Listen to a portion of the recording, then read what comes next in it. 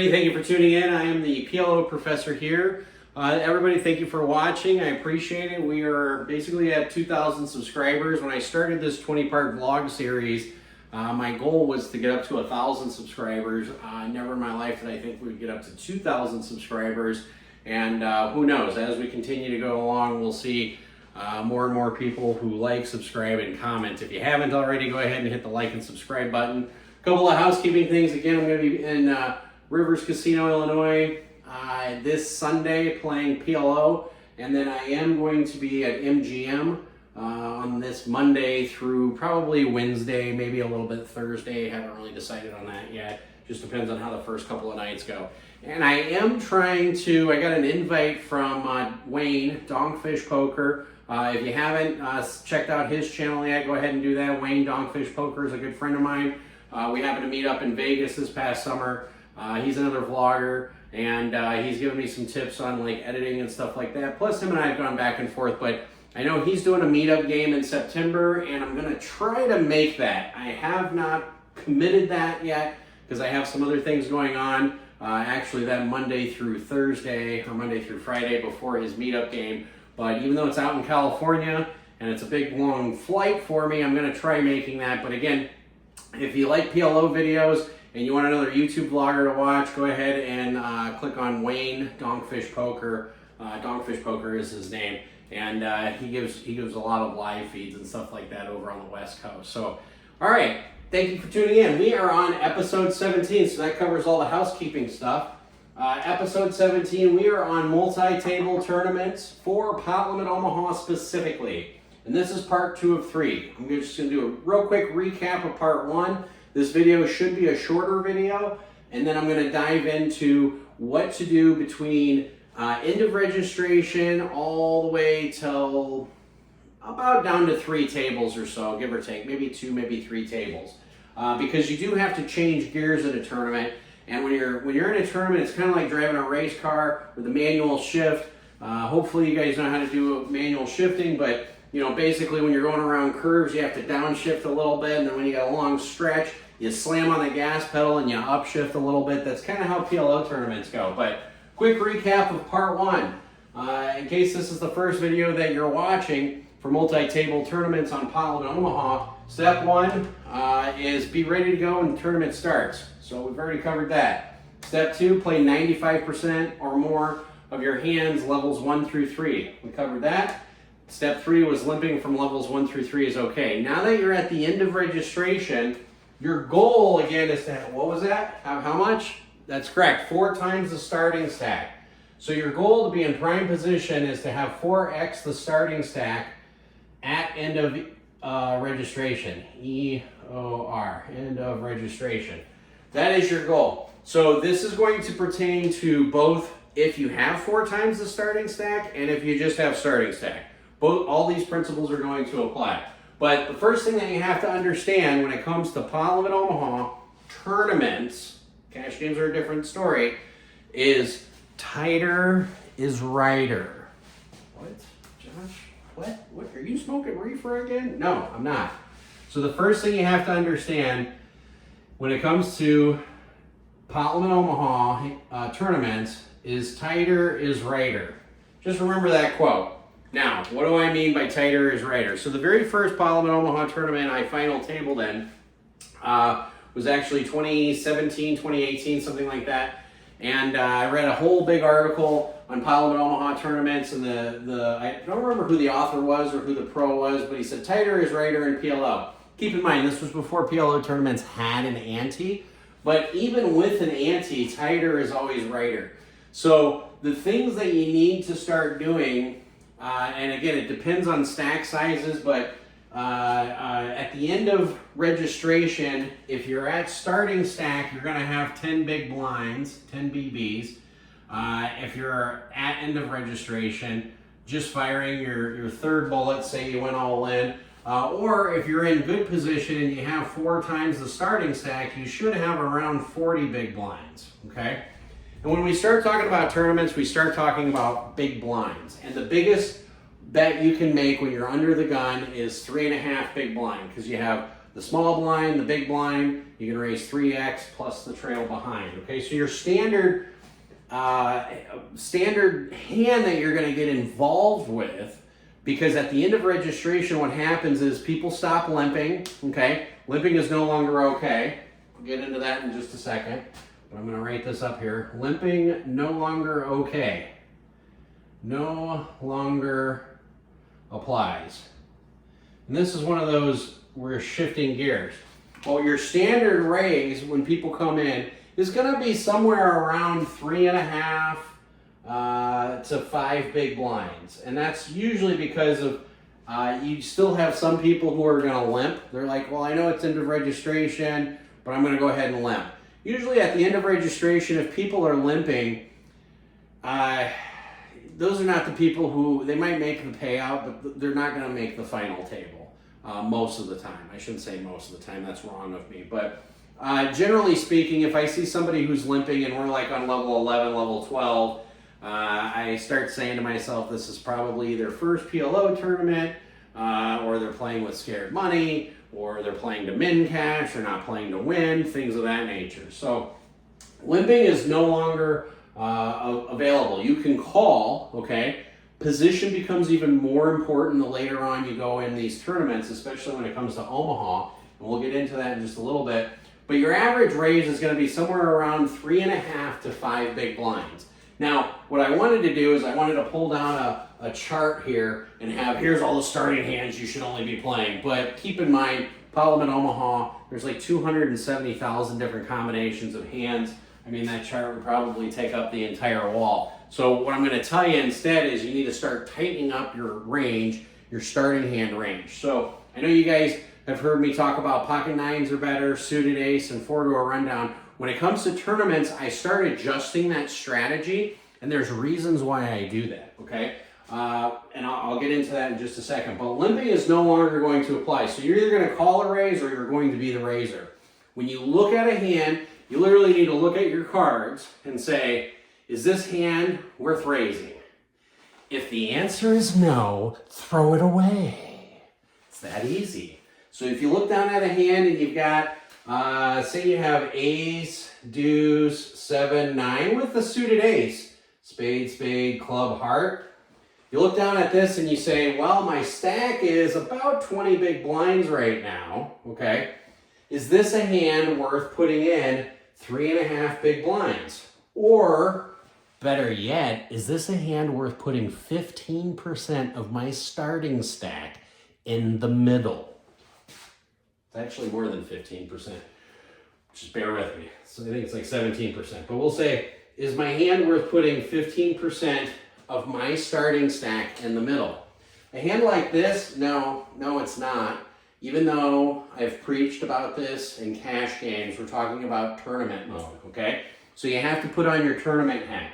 Limping's no longer applying. That means your range is going to tighten up a lot more. Because the difference in a tournament and a cash game, and this is something that a lot of cash players have a hard time adjusting to, is your chips are sacred at the end of registration. At the end of registration, you can no longer acquire more chips with that green money that you can buy into. At the end of registration, your chips are limited. The chips are done. It's like real estate. They don't make any more of them. That's it. That's all that's coming in the tournament. All the chips you see out there, that's it. So your job is to start preserving your chips and acquiring more, okay? So a hand like this, ace, deuce, 7, 9, if I'm on the button, I'll play it for a call or I'll raise with it. If I'm under the gun, I'm mucking it. This is when position becomes very, very important. So a lot of these principles, or a lot of these situations, you're generally going to be talking about having around 20 big blinds. Obviously, some things change when you get down to about 7 big blinds. The nice thing about Parliament Omaha, and this is hard for a lot of tournament players to make the adjustment on, is you're really only about 2 hands away from being the chip leader, okay? So this is something you just want to keep in the back of your mind, is that you got to focus on the positive and think you're only about 2 hands away, 2 double ups from the chip leader. And this doesn't matter what your chip stack is. I mean, obviously, if you have one big blind, you know, that's going to be a little bit different. But for the most part, when you're down to even like 7, 8, 9 big blinds and 20 big blinds, you're only 2 double ups from being the chip leader. Most because the tournament structure, the way they run when the blinds go up, everybody's big blinds get cut in half or they get decreased pretty significantly. So the one thing you got to keep in mind is you're really only about 2 hands away from being the chip leader or being at chip average. Say your chip's just decimated and you're down to like 2 big blinds. You're probably only 2 double ups because you got to factor in the big blind ante applies now. You're only about 2 double ups from being around average stack. So if your chips are absolutely decimated, you're still in it, baby. Just don't give up. You can't give up in pot limit Omaha tournaments. And this is why they're so soft, is because people start taking no limit hold'em principles and they apply it to pot limit Omaha. This is something I go over with my students quite a bit, is I tell them, stop applying no limit hold'em principles to pot limit Omaha. It's a completely different game, okay? And so when it comes to tournaments, and if you're a tournament crusher and you've been struggling with pot limit Omaha, I cannot stress this enough.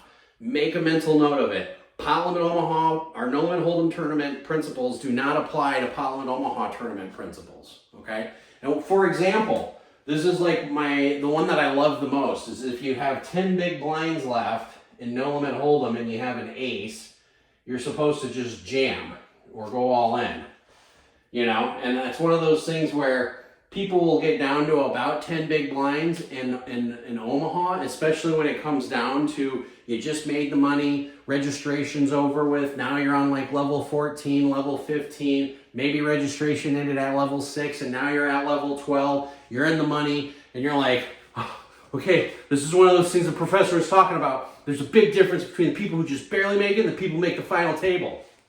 The difference is the people who make it to the final table or the final 2 tables, when it comes to pot limit Omaha, they don't apply no limit hold'em principles to the pot limit Omaha tournament that they're playing. I can't stress that enough, okay? So when you get down to 5 big blinds, you get down to 7 big blinds, it's still okay to play tight. It's still okay to fold. You got to keep in mind when you get it all in pot limit Omaha, especially in a tournament, and you can get it heads up, you're really not that far behind. It might be like 65-35, and then you're only 2 double ups from being at average stack or 2 double ups from being the chip leader, okay?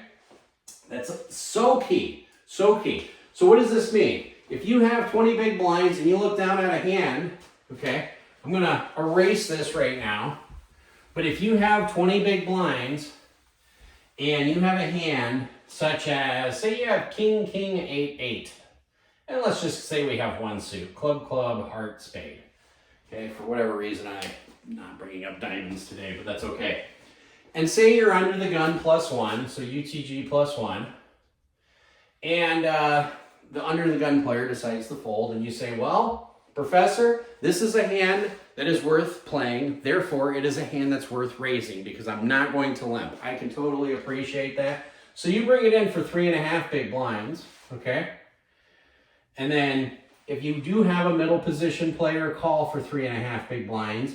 And then you have somebody behind, say you have the button or you have the cutoff, who decides to raise. Now they're probably going to pot it because they're going to apply maximum pressure, especially if they're on the button, because the button principle is still going to apply. You can play any 4 cards in a PLO tournament when you're on the button, because the position is so important. When everybody checks, you can pot it and still take down a pot, okay?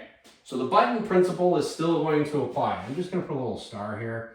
Button principle will always apply in tournaments, will still apply. So, and again, if somebody's raising and then 3-betting, if you have a weak hand on the button and you're not super deep and the other person isn't super deep, you should fold. And most of the time in a PLO tournament, you will run into one guy who's got like 90 big blinds at the end of registration and you're just like, what did you do? But that's usually one person. For everybody else, they're going to be hovering somewhere between 10, 20 big blinds. Your goal is to have 40 big blinds to put you in a perfect spot, or not a perfect spot, but an ideal spot. So in any case, if you have a hand like king, 8, with one suit, oh, you can't have two king of clubs, sorry. We're gonna go heart and then club, there we go. Thank you, Charlie in the back, who corrected me there. So if you're gonna have that, and you open, and then somebody calls, and then say the button pots it, what can they make it? They can make it 10.5, 11, 14. They can make it 15.5 big blinds on the button, okay? And if you're sitting there with 20 big blinds, is this something I'm gonna risk my tournament life with? Nope, not at the end of registration. If it's level 1, maybe. At the end of registration, no, this is a fold. And I know some of you are just like squiggling in your seat. And you're like, what's going on? What's going on? What was that, George? Oh, what if you only have 10 big blinds? Excellent question, George. It's still a fold. And I know some of you are sitting there going, that is not what I remember when I was first studying tournaments. I just put in 35% of my stack. Now you're telling me just to lay it down. Okay? So, yeah, that's what I'm telling you. If it's worth coming in, you got to raise with it. But you have to know that in Omaha, if you have a hand like king, XX, king, 8, whatever, and you open and you get 3-bet, it's an easy muck. Look on the bright side, you got that information for 3.5 big blinds. You didn't get that information for 10 or 15 or 12 big blinds. The really experienced PLO players might do like a min click back with pocket aces. They might pot it. Every table's a little bit different. They might flat with it on pocket aces. I'm not going to, but more than likely I'm going to be potting it to 15.5 big blinds, because your tournament life is not worth calling to see the flop. Okay? So you have to tighten up your range quite a bit. But keep in mind, betting, even if the flop comes, you know, and you bet and you get raised, betting is okay, because betting gives you information. When somebody raises, they give you information as well. At that particular time, you have to make the judgment call. Are they giving me information telling me that they have me beat, or are they giving me information that they've only got like 12 big blinds left, and I bet out 4 big blinds, and now they made it 12 big blinds and they're all in because they're like, if I'm going to gamble on this hand. That's a decision that, from this perspective, me just coaching a course or a class on, I can't give you a specific answer. That's something where you will know better because you're at the table, you have the read, you have the feel of the table, you have the feel of the players. Plus, it also depends on your chip stack size. Chip stack size is so important in pot limit Omaha tournaments compared to where you're doing the right thing. And the reason why is because tighter is righter. When you get down to the payout level, you're past registration and you're at the payout level, and you start looking, where's my next pay jump, okay? Playing tighter initially until you get down to about 2 tables, depending on the size of the tournament, but until you really have some significant pay jumps, becomes the right thing to do. And keep in mind, you're only gonna cash 1 out of 7 tournaments, okay? What that means is 6 out of 7 tournaments you're gonna lose. So yeah, min cash is better than nothing, but you start playing tighter is righter so you can start leveling up or laddering up, pardon me, and get there. So the principles here that you really want to apply, you're no longer allowed to limp. Limping is not okay. Tighter is righter. It's okay to raise pre-flop and then fold. That doesn't mean just wait for pocket aces, okay? If you've made it this far and you're at level 12, 13, 14, you've got a good feel for the table. But generally speaking, your big blinds, you're always going to be hovering from end of registration until about 2 tables left. You're going to be hovering somewhere between like 12 to 40 big blinds, and that's normal. The best part about this is, if you don't believe me as far as the no limit hold'em principles not working in pot limit Omaha, when you're at end of registration and you've made the pay, either the initial payout or the pay jump, look around the table and what the blinds are. Like if the blinds are 5,000, 10,000, look around the table and see how many people have over 100,000. You'll be amazed. You'll be absolutely amazed. You're like, wow, this guy's got like 30 and he's still here. And this guy over here's got 80. This guy's got like 150, and then this guy's got like 500,000. That happens, okay? But my point is, Look around the table and you're going to be amazed at how many players have about 10, 20 big blinds left in the tournament when you first make the money until you get to like level 2 or 3, or until you get to 2 or 3 tables, pardon me. It makes you want to like, everything I learned in no limit hold'em tournaments doesn't apply, you know? So yeah, this is part 2 of 3. I'm going to get into 3 of 3. 3 of 3 is going to cover what to do. Of course, we're going to change gears a little bit more when you're down to 2 to 3 tables and you're going into the final table, something to that effect. But basically, you're going to shift gears. You're going to go from playing much tighter, playing closer to the chest, willing to fold king, king, 8, 8 after you open, and then you get 3-bet. I'm still probably going to fold that if they're down to 2 tables, depending on stack sizes. But stack sizes, when you get down to 2 tables, is so much more important. I'll cover that in the next episode. But yeah, this is what you do in order to ship and run deep in some Pot Limit Omaha tournaments. If you haven't already, hit the like and subscribe button. If this is the first video you're watching from the PLO Professor, I encourage you to go all the way back, start at episode 1. We're going to do 20 series, 20 episodes total, which means since we're at number 17 and number 18 is going to be part 3, it means I'm going to have 2 episodes left that are going to cover some other things.